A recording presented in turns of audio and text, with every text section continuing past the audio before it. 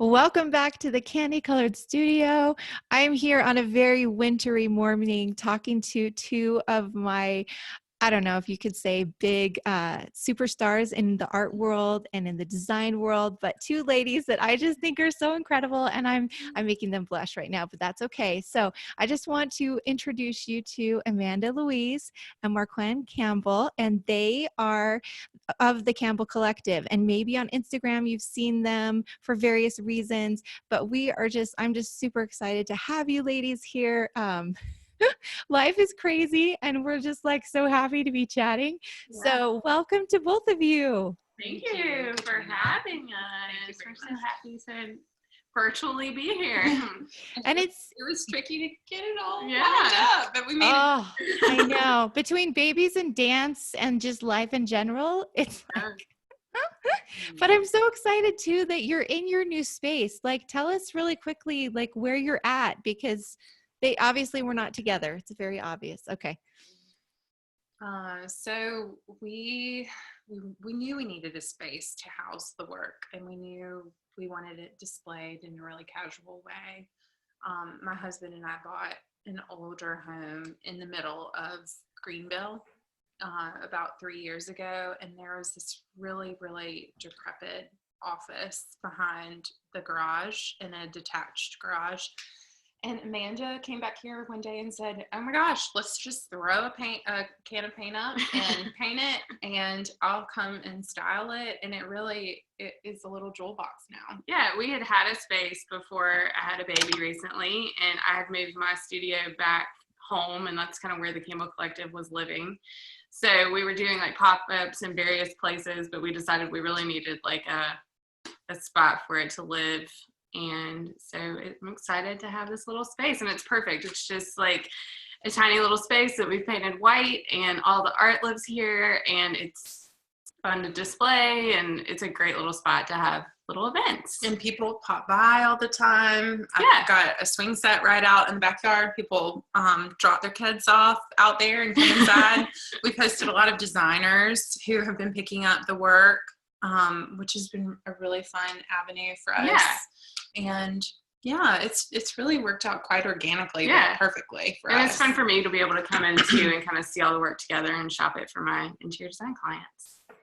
Oh my goodness. Well, I love it so much. It's such a beautiful space, and it's especially fun because for those of you listening, we are recording so that you can actually watch this. And so you can see these two beautiful ladies and their space, and it's incredible just what you ladies have done. So let's back up just a little bit. Tell us about your background, yourself, your family, just anything that you ladies would like to share. Can I go first? I'll go first. So I have lived in Greenville my whole life. I've always been obsessed with interior design, and it's been my passion since I was probably 8 or 9 years old. And so that's been my lifelong love. But I live here with my husband, Kevin. We met scooping ice cream 11 years ago. And oh my gosh. Now who's 3 months old, and we have a dog named Maisie. And so that's a little background on me. And oh my gosh. She tells this cute story about how you would make your mom go to the fabric store so couldn't you outfit your I would house? make her pretend that she was like decorating so that I could go like get fabric samples at the fabric store, and like I don't even know what I was doing with these fabric samples except like holding them and like pretend like owning them. I don't know. It was meant to be. Oh, that is so cute. So Amanda Louise, like you and your fabric samples, I was the girl that would always steal the paint chips from Home Depot. Yeah. Did you do that too? Yeah, I was definitely doing that too. And I was, like I found a notebook recently of these like design plans I had done when I was probably like 10. And my only resource was like the JCPenney catalog. So it was just like various items from the JCPenney catalog I'd like cut out and board of like that's funny comforters and like lamps. I was just working with what I had. But it was in you from an early age. Yeah, definitely. And sure. I would say the same goes for me. I was born and raised in Savannah, Georgia, and just always crafting and beading and painting and drawing. And my parents just really fostered that in me, which I'm grateful for.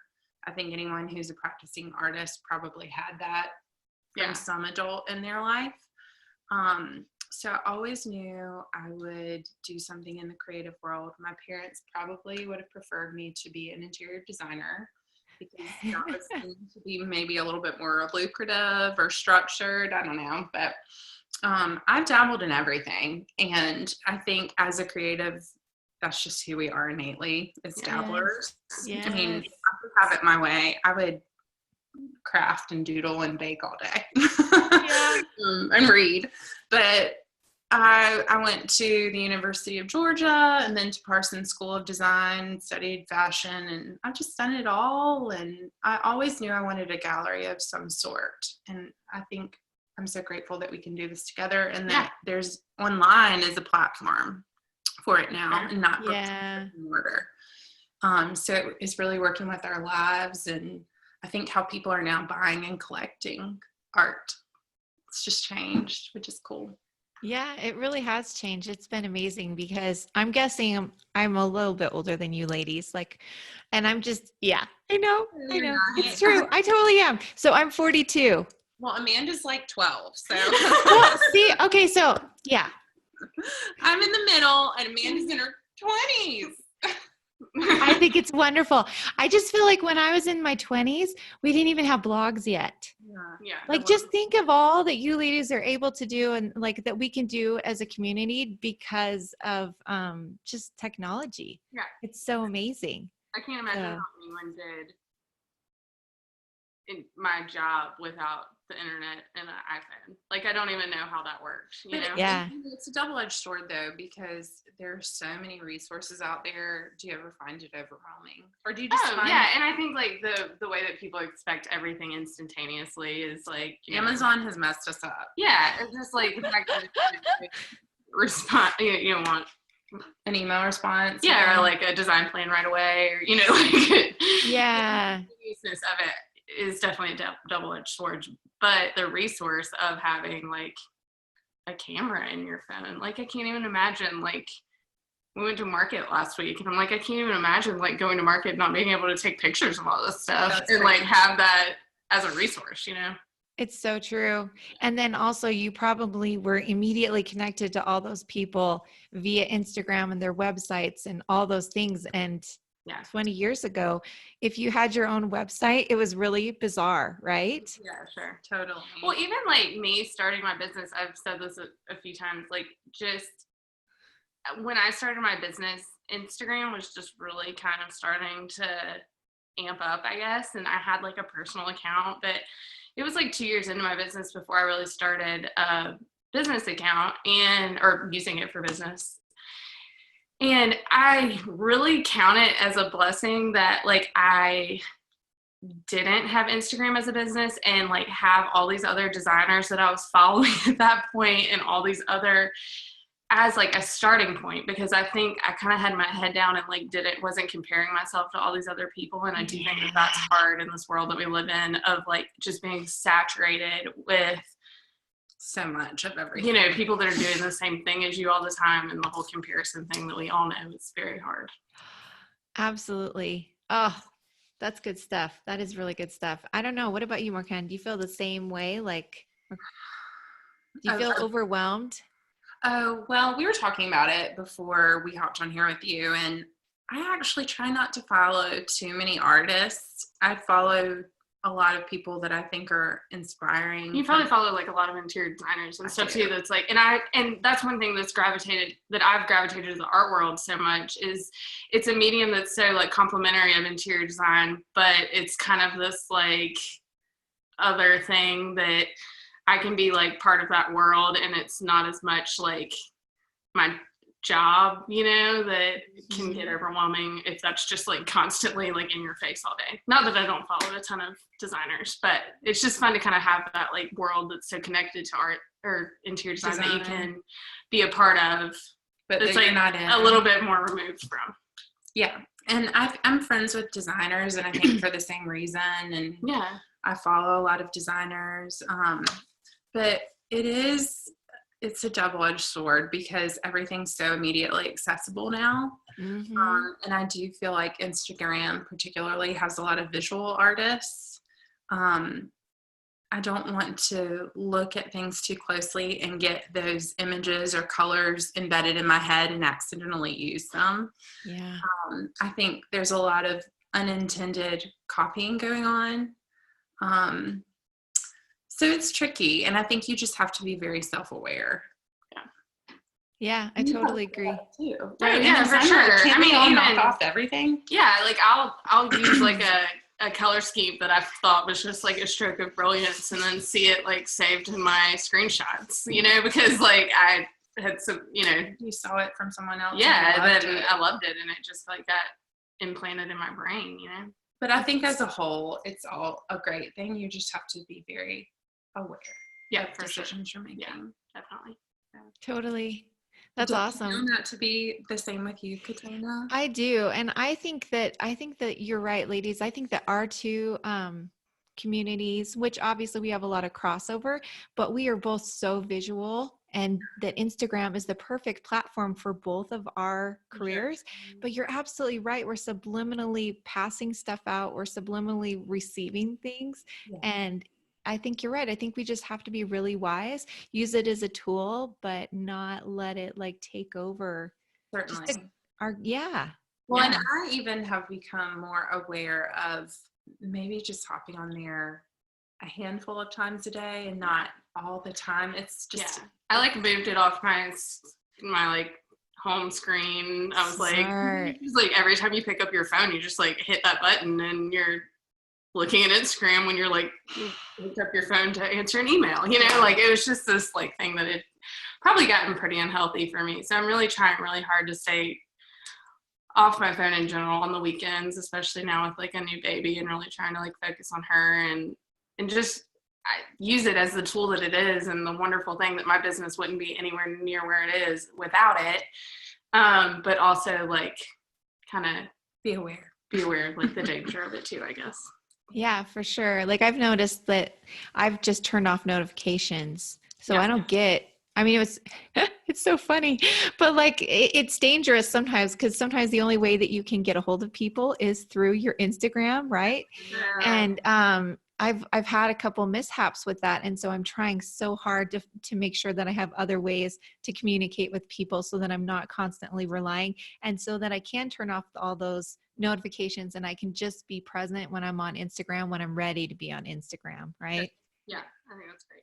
So, yeah. Okay. So you've talked a little bit about technology with both of your careers, but describe anything else that you ladies would like to share about your journey as an interior designer and as an artist. I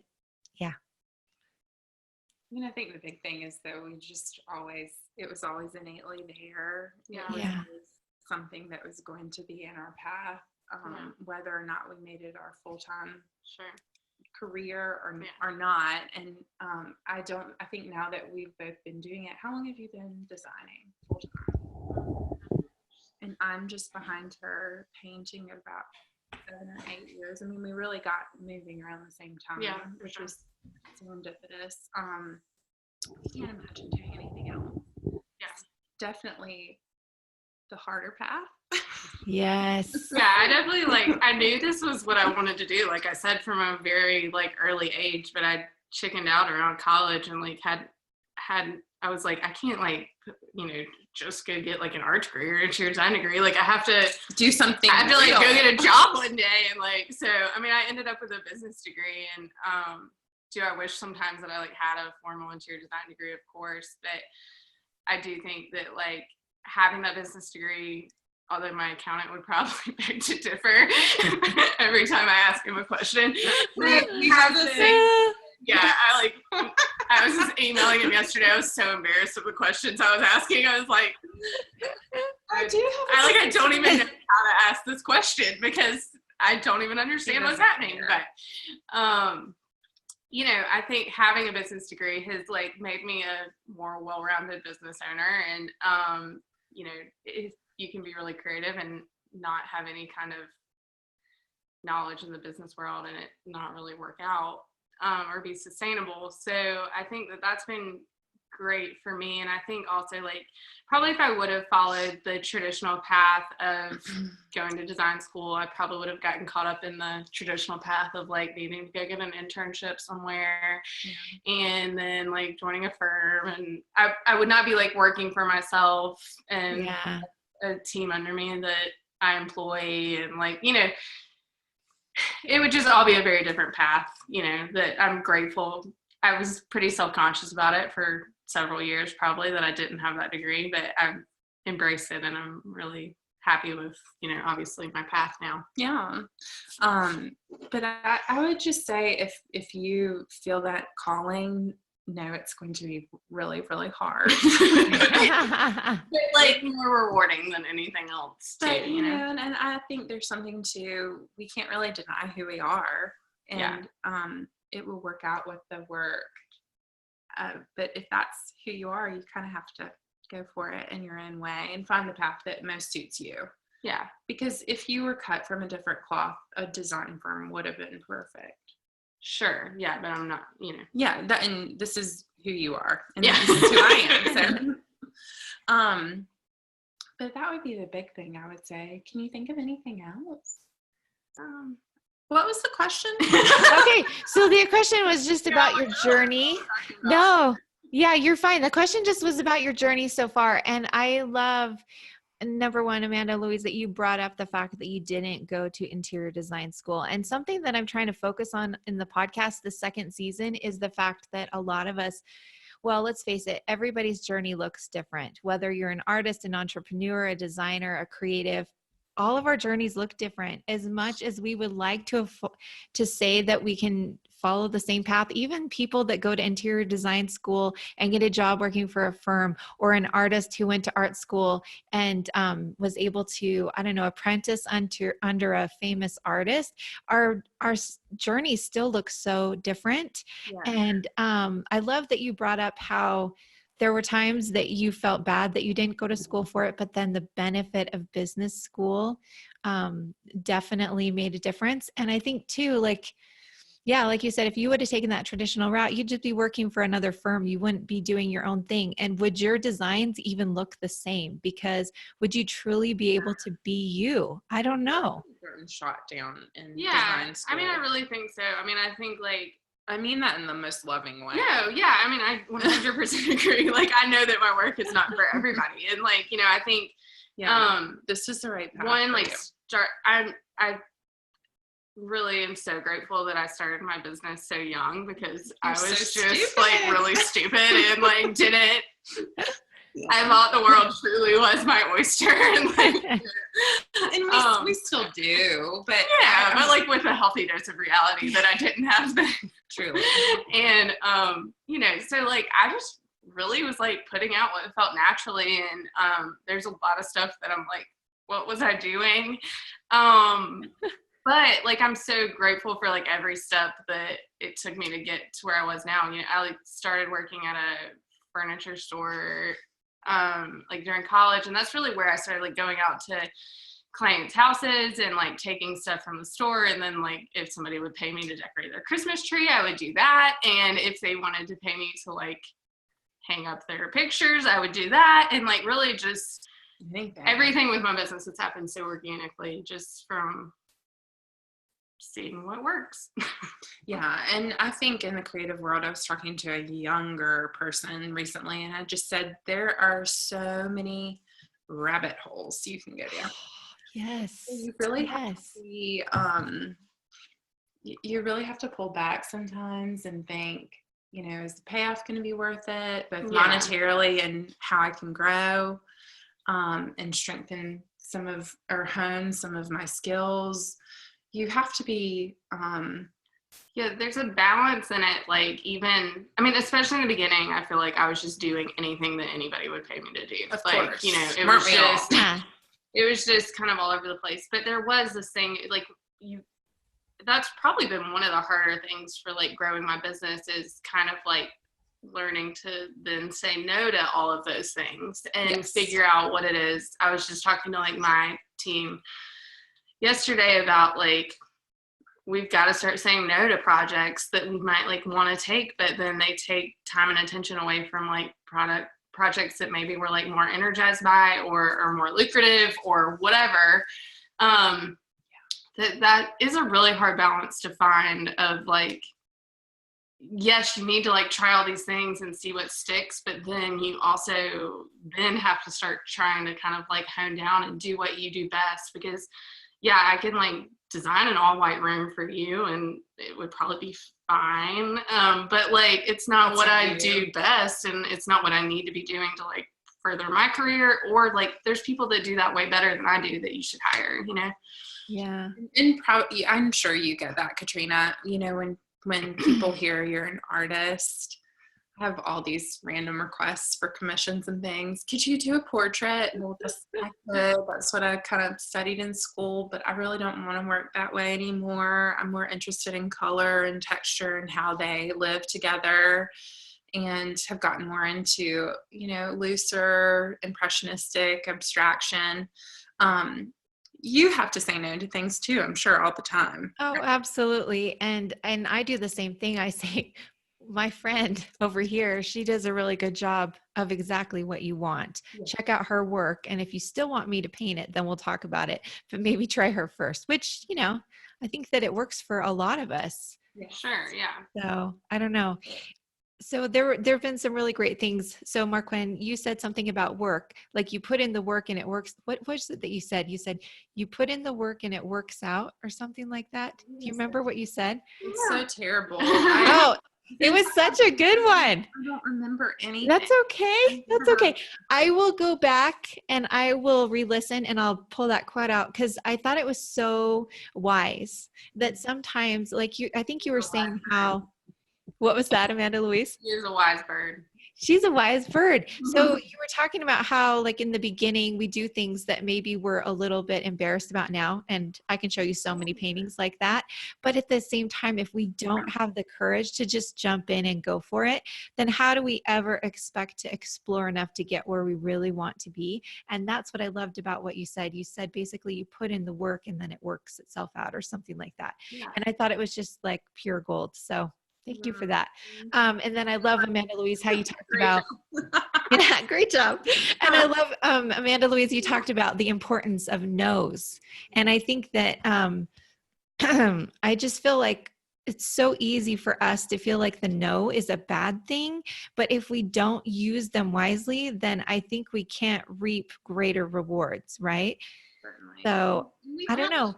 Here too, you know, we are approached by some artists that are fabulous artists, but they just don't necessarily fit in with the aesthetic or the price point, or they overlap with like another artist that we're already carrying, or, you know, I think like the no is important. Yeah. Yeah. In line, it's almost as important as the yes, maybe even more so. Ooh, I like it. I definitely think so, because I think, you know, like you can really cloud your mind and cloud your calendar and cloud, you know, like everything with things that like don't align with where you're trying to go, or the work that you're trying to make, or what makes you happy, or, you know, like us working for ourselves, like we do that because it makes us happy, and we're like trying to create a life for ourselves that isn't corporate America, right? Like, yes. And, you know, I'm especially, I mean, I do feel like I have a newfound, like, this new mother over here. I'm a wise mother now. And, you know, I used to work all the time, and I used to, work until midnight and work until 2 a.m. And like, not only is that not feasible anymore, but I don't want to, because I have this like human that I'm obsessed with, and I just want to like stare at her even when she's asleep at 12 midnight or whatever. Yeah. But you know, like you start to like figure out where you want your time and energy to be spent. And if you say yes to too many things that are like outside of that, you really can't thrive. Yeah. You burn through your resources. Yeah, like we only have so much energy, and that is one thing I've certainly learned over the last few months. Oh, okay. I don't recommend having twins. No sleep for like 3 years, you guys. So let's talk a little bit, like we talked about the nose, and this kind of relates to the whole giving up, because now you're both mothers of babies and young children. So what are some of the things that you've given up? And maybe it's a good thing, like Amanda Louise is talking about how she doesn't work till midnight and 2 o'clock in the morning anymore because she has a daughter and she needs to be you need to be your best for her, right? So what are some things that you guys would say about giving up? So there's some really basic, maybe boring things like 401k, salary, insurance, all the things that I didn't even really like appreciate until this year, like you definitely give those things up. But and the feeling of job security, even yeah, though sure, like really I mean has it. every Hannah that works with me is like, or my husband too, like around the 18th of every month when my credit card bill is due, I'm like a little bit jittery, like I'm just like not my best self. Like owning your own business, it's always a hustle, and it's like trying to figure out how to make everything work and what's coming in this month and what projects are being invoiced and what art is, are people buying? Are people paying you for, half the balance owed on something? So you are like all the departments. I think you give up some of that you would maybe get with a more 9-to-5 job. Also, you never really turn off from it. Yeah. I'm always thinking about a lot of sleepless nights. Like no one's going to care, about your business more than you do. And it doesn't matter if you have like people under you or whatever, like every decision that's made within that business is essentially your problem. Yes. Yeah. Maybe we would say sleep. Yeah. And just the security that comes with what a traditional job would offer. Yeah. Are those the big things that we talked about? We were laughing so hard when we discussed this question before. We got a little dramatic about it, maybe, but well, we were saying what you only would have to be a dingling to do this. You really have to kind of be a cuckoo to choose this path in a lot of ways. Yeah. But I think again, it's just really knowing yourself and saying this is who I am and I have to move forward with this, despite the fact that it is going to be very hard.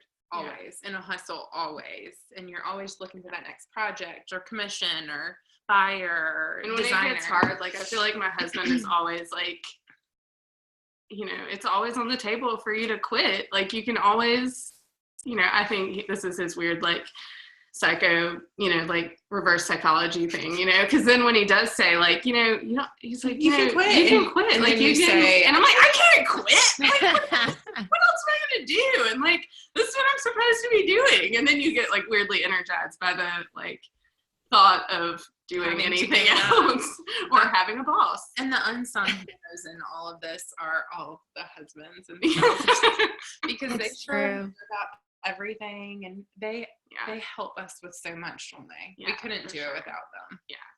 So we love you, George and Kevin. It's so true. Like I'm going to pull out a couple things that you said. I think that an overall theme that you ladies are sharing is that you're giving up security for pure happiness, and you can't give it up, because if you gave it up, you'd be quitting who you are. You'd be quitting yourself. And I think that that's really powerful. And I love how, even though you both come from different perspectives, like it's still the same, and maybe it's the beauty of working together, and maybe your paths were just meant to cross because again, it's who you are. And so it was going to happen. Those two beautiful trains were going to collide at some point and make this gorgeous, curated collection of beauty. And so I don't know. So tell us a little bit about how you guys met and how this whole Campbell Collective thing came to be. Well, I've always been just really entrepreneurial, and I had a little art school here in Greenville, and we did all different types of things. But one of the events was a chef was doing a like a pop-up event, and I invited a few creative people in the community. I thought we were just like connected through Instagram before that. How we met? I mean, I don't know that we like met, but we were Did connected. I just message you? I think you emailed me. That doesn't sound like something I would do. I think you not emailed really me, like that. but like we followed each other on Instagram. Okay. But you emailed me. I don't really do that anymore. Maybe I used to. Probably when I had more time before kids. Anyway, we met. How long ago is this, ladies? Like when were you originally following each other? 5 years ago, probably. 5 years ago? Okay. So we met, and I liked her so much from the get-go, and she has such a work ethic, and we just started collaborating together on projects. And I've worked with a bunch of different designers, but she was just always so with it and told me exactly what she wanted. And I don't know. And I'm yeah, and that was definitely like mutual. Like I think one of the reasons we both enjoy efficiency, and we both enjoy like people that do what they say they're gonna do and follow through and whatever. So we both saw that in each other, and I think it fed off of each other. And when you just had a collaborative relationship that kind of started taking off from there's like this thing called the one room challenge that's like in the blog world,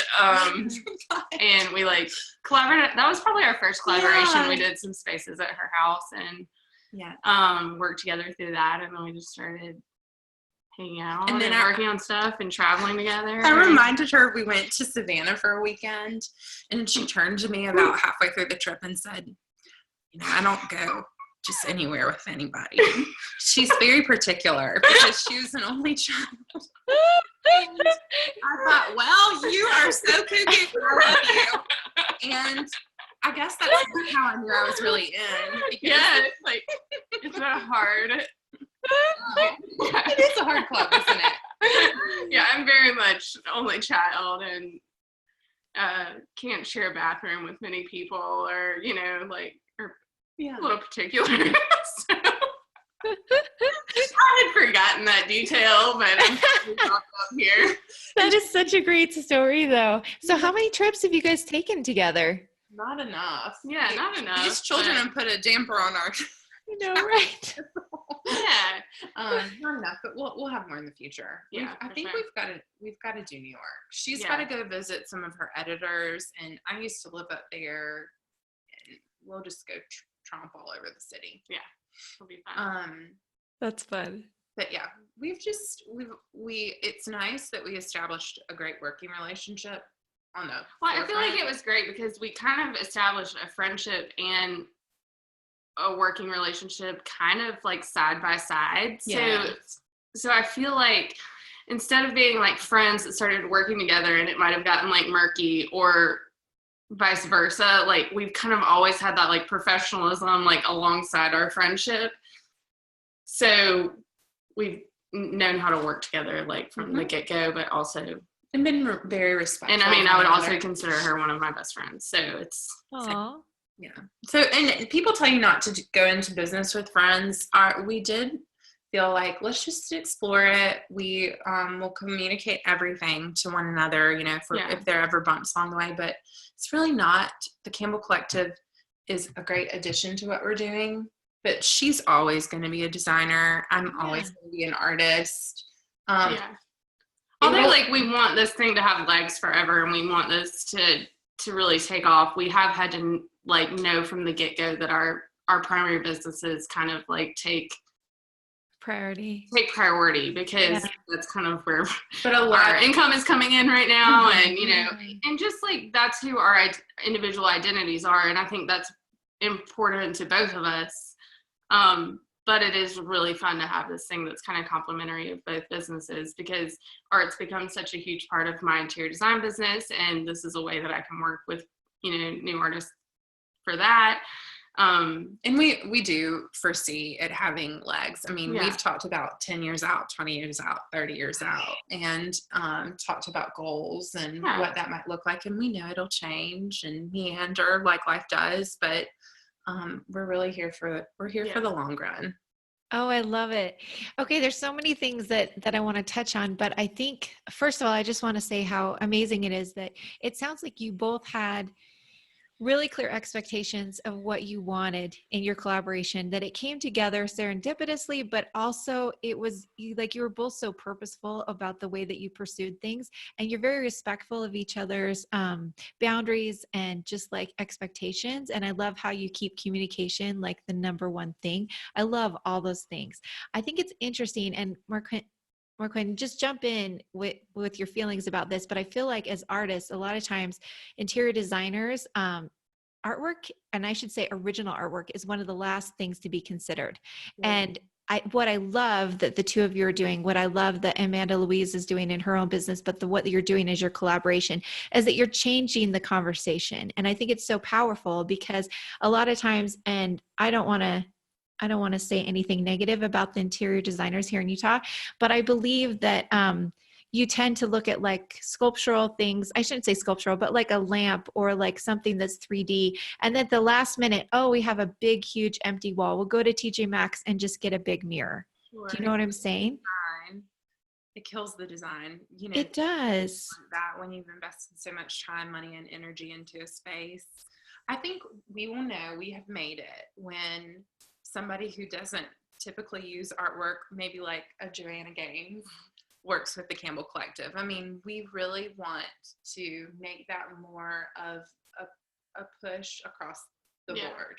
And using original art definitely happened like organically through my interior design business. You know, I started working with a few people locally that, you know, Art and Light Gallery is a big gallery in Greenville that's amazing. And I really started working with them kind of hand in hand early on in my career, and realized that, you know, my design does have a lot of personality, and I love like the personality of the clients to show through. And I think artwork is one of the best ways to do that and have a client kind of tailor a space to their personality. So it all really happened organically, and I started working with artists here, and that, you know, and then people would kind of reach out to me because they knew that I used art, and then artists would start to reach out to me. And that was kind of one way that the Campbell Collective was started, was relationships that I'd created with people that were outside of Greenville, where it really is nice to have art in hand to show clients.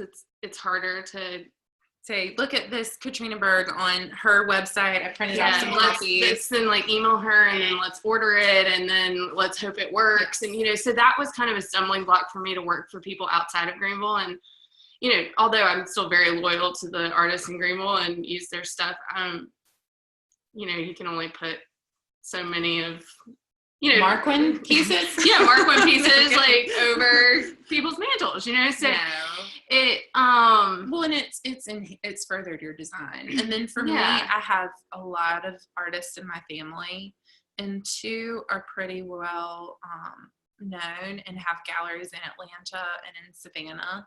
And I just saw how they made a run for it. One of them, my mom really built a collection for her home around the artwork from my cousin's gallery in Atlanta. And I grew up watching her collect. And when I say collect, I mean, they weren't Picassos. They were just really pretty, several $100 pieces that brought so much life into our house.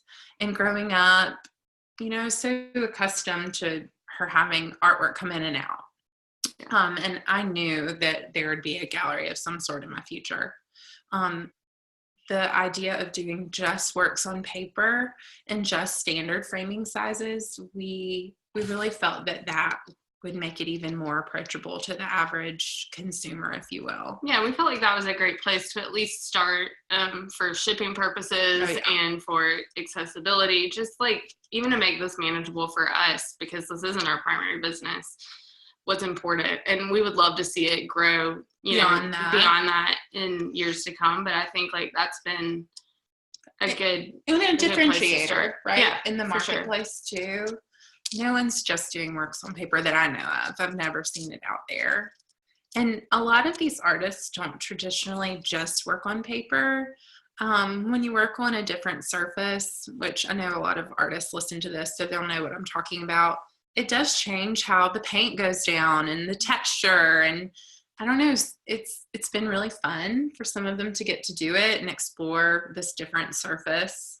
And I also think it's helped you sell some of them as commission pieces. I mean, to Oh commission. yeah, sure. Like we've done, Mary Singleton has gotten a great commission out of. yeah, a client of mine loved your work, but we needed a 48 by 60 piece. So Mary was able to do that, and then Laddie just did Laddie O'Neill.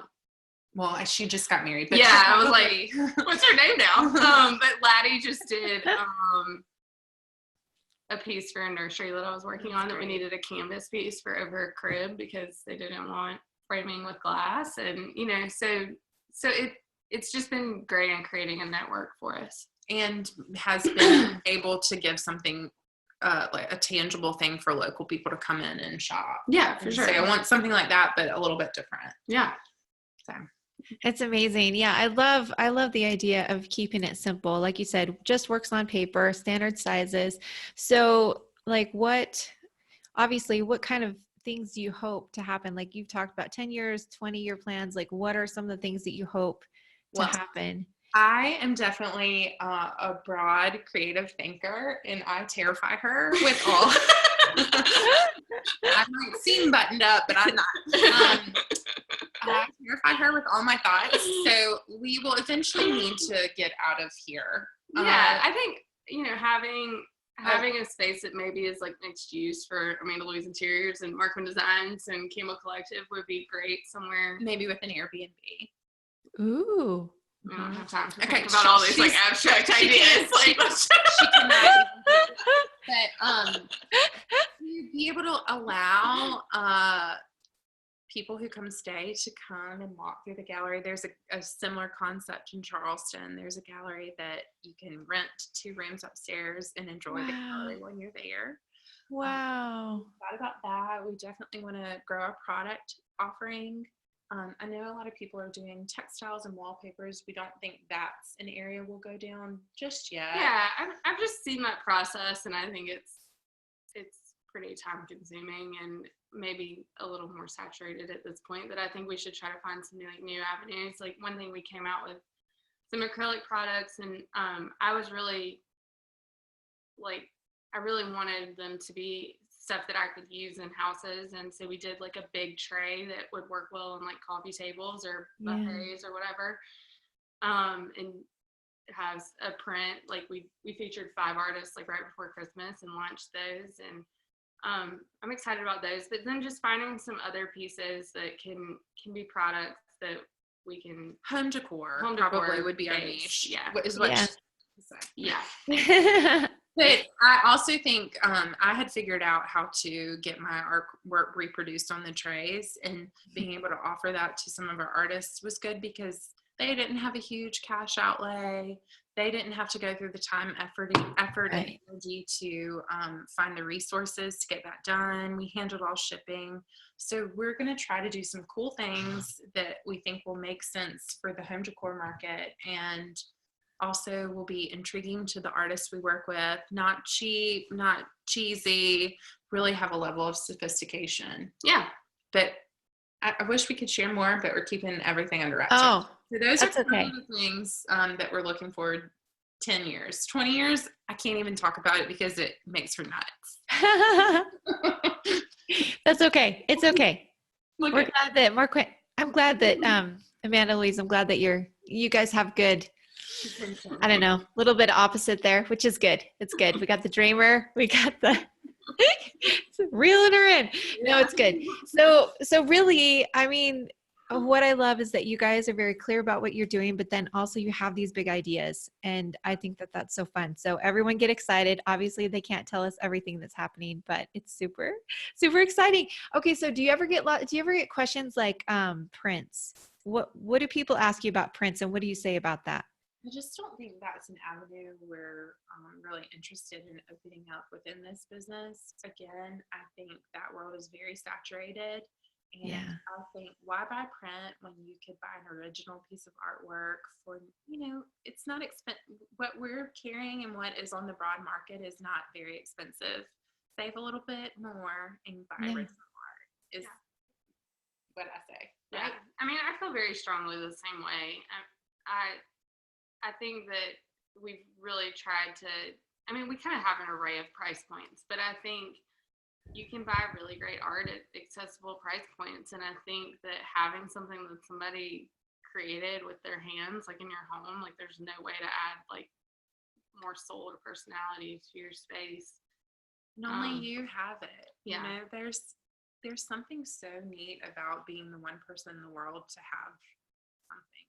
Yeah. So uniquely, you know, you and your aesthetic and just. And it makes the process of like collecting so much more fun. And so. And we both have a lot of art. She has more than I do, but we love it. And I think it breathes spirit into a space. Uh-huh.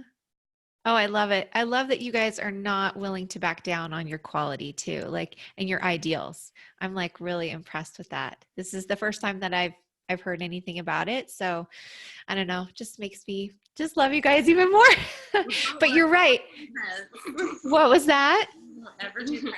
Yeah. Yeah, no, and I love that because you're right. Why do something that everyone else is doing? And you already have something that people aren't doing.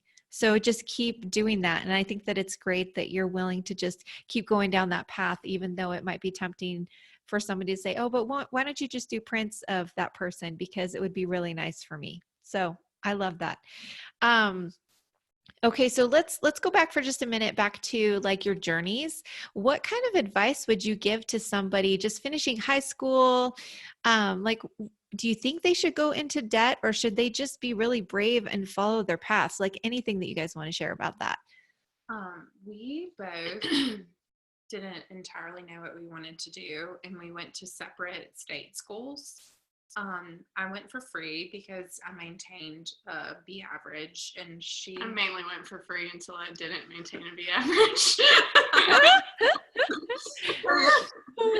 I think that was the wise decision. I grew up in Savannah, like I said earlier, where SCAD is located. It's a big art school, and that's $100,000 a year. It's just a hard pill for me as an artist to swallow, to think about having to pay back that debt when I don't really know what month to month I'm going to be bringing. Yeah, I really can't imagine having the stress of that. And talking about earlier, like the sacrifices you make, like having the stress of that on top. Yeah, I would. And I really don't know that I would still be doing what I'm doing. You know, I think I did start my business like while I was still in college, and I didn't really have a lot of responsibilities, which was really nice.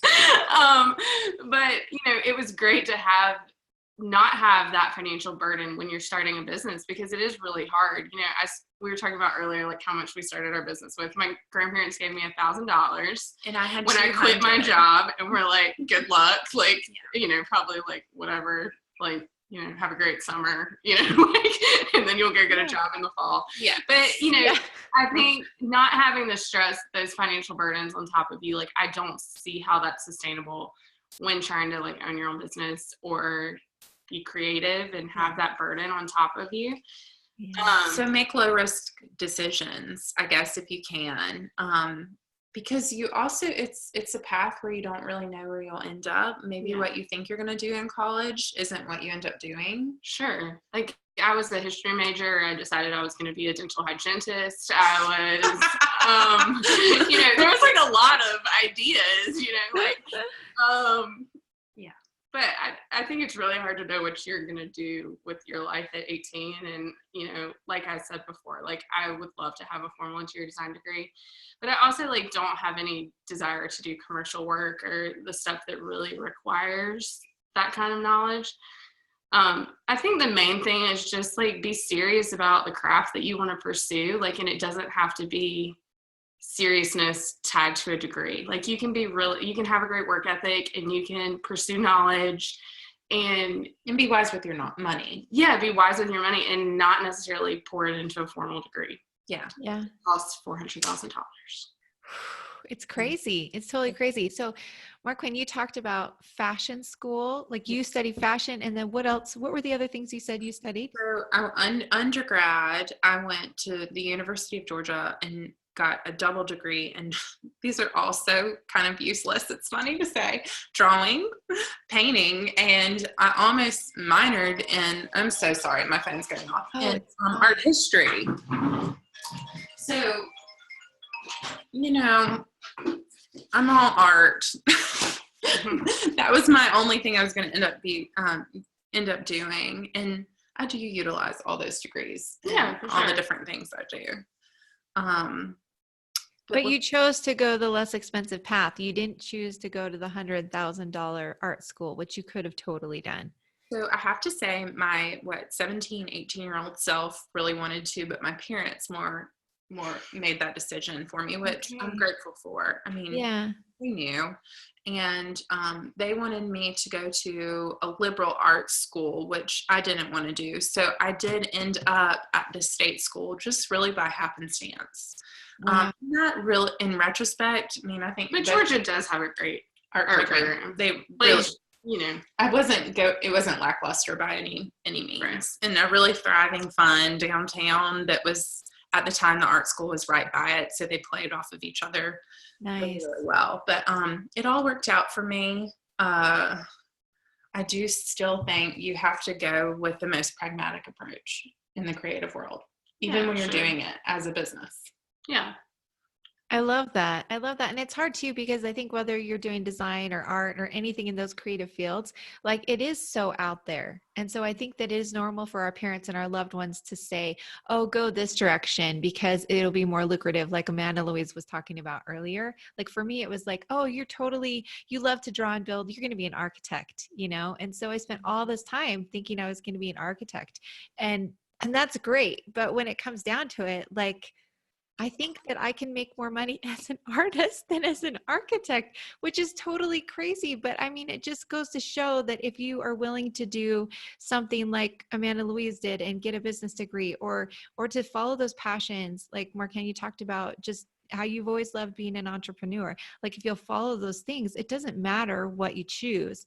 If you put in that work, and you be pragmatic about it and don't go into debt, then I think you can actually make stuff happen. It just takes a lot of hard work. Yes. And you have to quiet a lot of like voices too. So like I mentioned earlier that I was really self-conscious about not having that degree, because it was this thing that I kind of like had either told myself or had been told by other people that like, you know, there's this, you need to have it. You need to have it to be called an interior designer and not just a decorator, or like, I don't care what you call me. Like I'm doing what I love doing and I'm really happy doing it. So if you don't want to call me a designer, want to call me a decorator, you know, like just. Yes.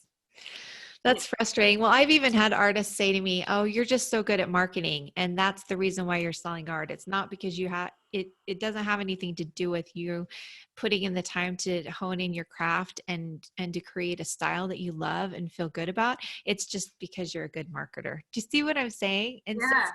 But I do think that there is, I mean, you do have to market well, and you do have to, as a visual artist, create a cohesive color palette and cohesive style. So, I mean, you have done those things, but it's also your talent. But it doesn't at all diminish like your talent, because it is like it's all of those things working together that make you a successful business. Like you can be a great marketer, but if your paintings are terrible, like I'm not going to buy them, like, you know, and it's I know, and that's hurtful to hear. I do think the creative community can be, we're the most wonderful tribe, but we can also shoot daggers. We're very, I think, insecure. A lot of creative people are, and I just don't think that that's ever going to get you very far. So I think you're totally right. And instead, I mean, when we have those thoughts and we say, oh, that person's doing well because of X, Y, Z, instead of being, I don't know, jealous of them or allowing it to cloud us or take us down a rabbit hole that's not appropriate, like we can say, okay, well, they are doing a good job of that. What can I do to improve my, whether it's marketing or my color palette or my cohesiveness of this style and this design? Like just use it as something to like fuel you instead of like derailing you, right? Yeah. I don't know. Yes. Yeah. Well, I think I don't know. I think too, just doing interns. Like, do you guys ever get interns? Like, what are your experience in the collective, and what do you have your One interns do? currently for the Yeah. collective. If anybody out there wants to be our intern, we'd love it. We have not yet had one. We Yeah. just last year was really our first year, so we didn't have all our ducks in a row, and we both feel strongly about if you want to have an intern, you better keep them busy, and it should be good. And we That's didn't good. feel like we were in a place to figure out what the curriculum, so to speak, should be. Sure. I've had them as an artist, and they've been wonderful. I think you, again, just really have to know how you're going to use them and what for, and point them down that path.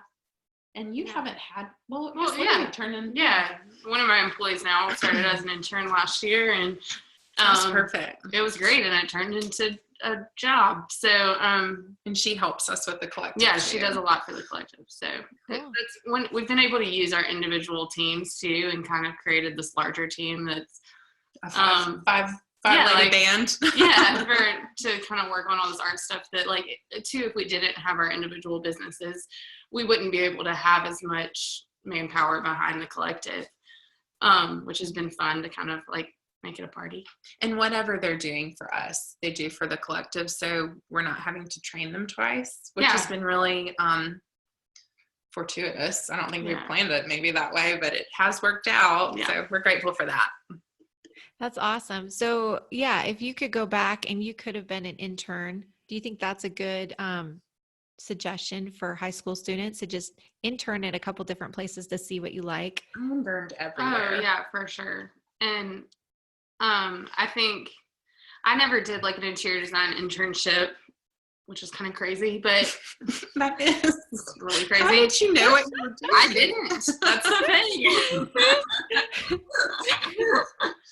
I like watched a lot of HGTV when it was like decorating and not just like flipping, but you know. Yeah, I'm laughing so hard. Yeah, I haven't even really ever really thought about that, but I guess I was never interned under an artist. Yeah, I did a lot of other things. Yeah, I did a lot of other things too.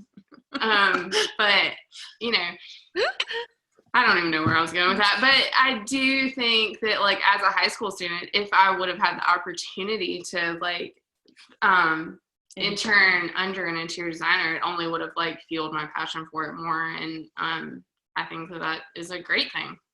Yeah, that's awesome. So cool, ladies. Oh, I'm loving all these things. Okay, let me just I'm going to peek through some of our topics here. Oh, let's talk a little bit about the community.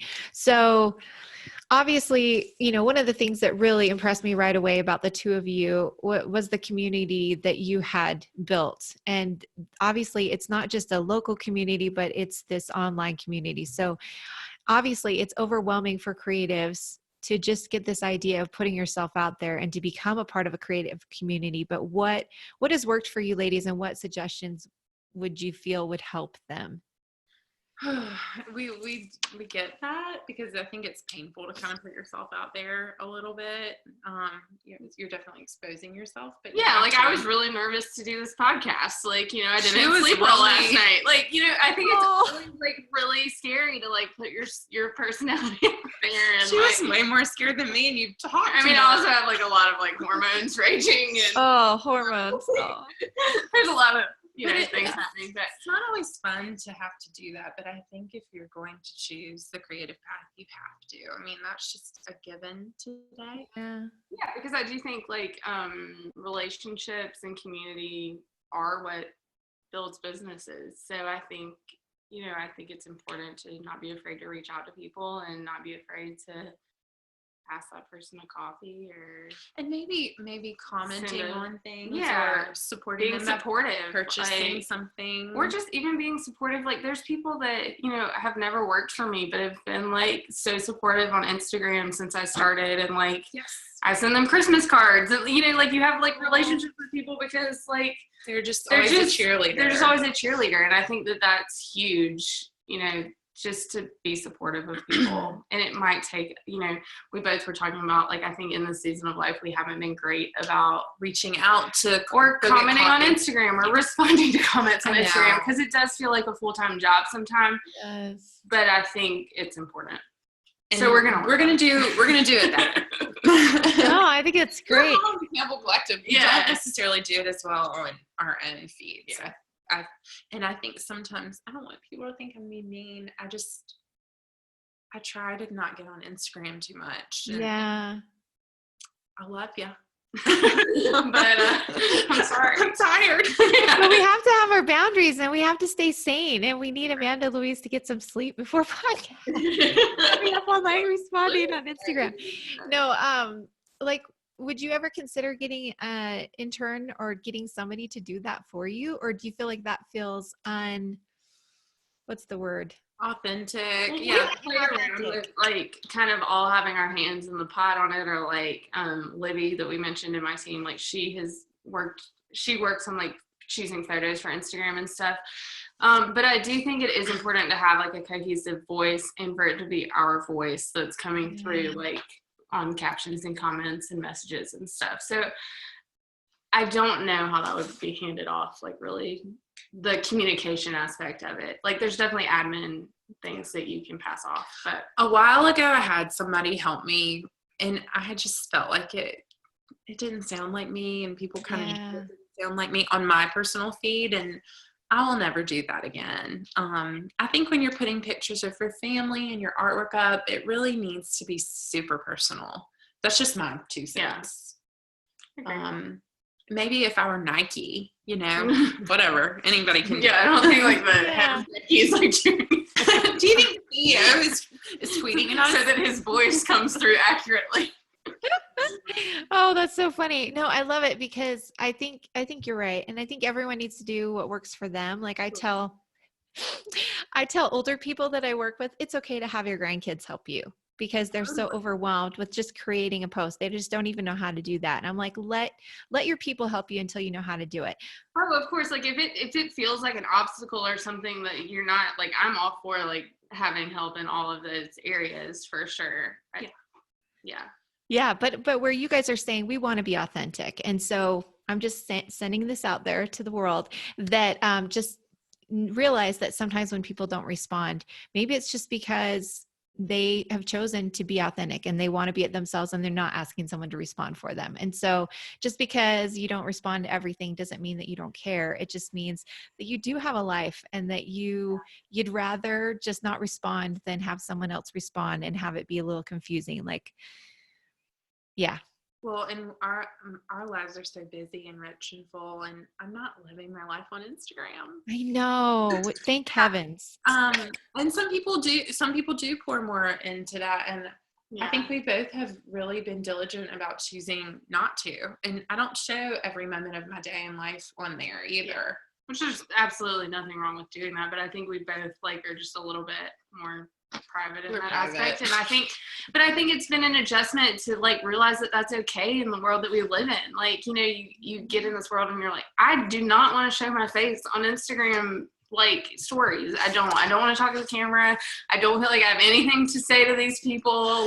One of our friends told us, and she does it all the time, and it's the best thing to watch, and we love her, and but it comes naturally for her. And I think it's painful. I think not that we shouldn't do things that make us grow just outside of our comfort zone, but I do think being authentic to what your goals and what you want to do, and that's just not something I want to do, so I'm not going to do it. There. Preach. Maybe it's a good thing that I didn't tell you that we were going to be able to record the video. Oh yeah. I would not have slept last night. That was a great surprise. I don't know why we're being fun with this, and it feels fun. But I think this feels like a natural, authentic conversation, and that's part of it because you're enjoyable to talk to. Oh, I'm so glad. Well, you guys are amazing. I mean, I could sit here and talk to you all day, and I know you have a million things to do today. So let's wrap it up. Why don't you tell us some things that you have coming up that you don't want us to miss? Yeah. Okay, so your pop-up is our very next one, and it's January 30th at 8:30 a.m. Eastern time. It's the most charming collection of flower shops and florals, and we love them all. Inspired by Paris. Yes. And Then in February, we're having, I'll talk to you about the events, but we're skipping artist pop-ups that month because we're having 2 events. So in March, we pick back up with Charleston artist Blakely Little on March 12th at 8:30 a.m. And then later that month on March 26th, Christina Hoover, she's a woodblock printer. She has done 2 orange prints for us, which are really neat, and she'll release those at 8:30 a.m. And then our last of this semester, if you will, is Eden Flora. She is out of Oxford, Mississippi, and she's doing some lambs for Easter on April 2nd. Fun. And our pop-up shops, we've got a floral pop-up that no one's seen these florals yet. There are Lauren Dunn is participating, Allison Ford, Polly Jones, Jennifer Olivato, Kelsey Livingston, and Maggie Holmes. So 6 artists, and we've got about It's a pretty large body of work. 60 pieces. Yeah. Wow. On February 6th from 4 to 8 at our studio in Greenville. And Lauren Robbins, who's an interior designer in Augusta, Georgia. We're going down there February 27th. So sorry. And then in April, we're going to Charleston to Harrison Blackford's studio. And we don't we've got 3 fun pop-ups. And for the floral pop-up, all of that work that's left after the in-person event will be on the website that following Monday. So, follow us on Instagram if you really want to know all of that information. And if you want to join our mailing list, just go to campbellcollective.co and there's a pop-up, and you can type in your email right there, and we'll be in touch with all these fun things we've got coming up. But thank you so much. Awesome. Lovely. And we cannot wait to share your work that you did with us. I may not be as terrified if I have another podcast opportunity come up because this was so enjoyable. I'm so glad. I'm so glad. Yeah, I will tell you that the first time I was interviewed, I was scared to death too, and I probably didn't sleep, but then it was really enjoyable. So I'm so glad that you liked it.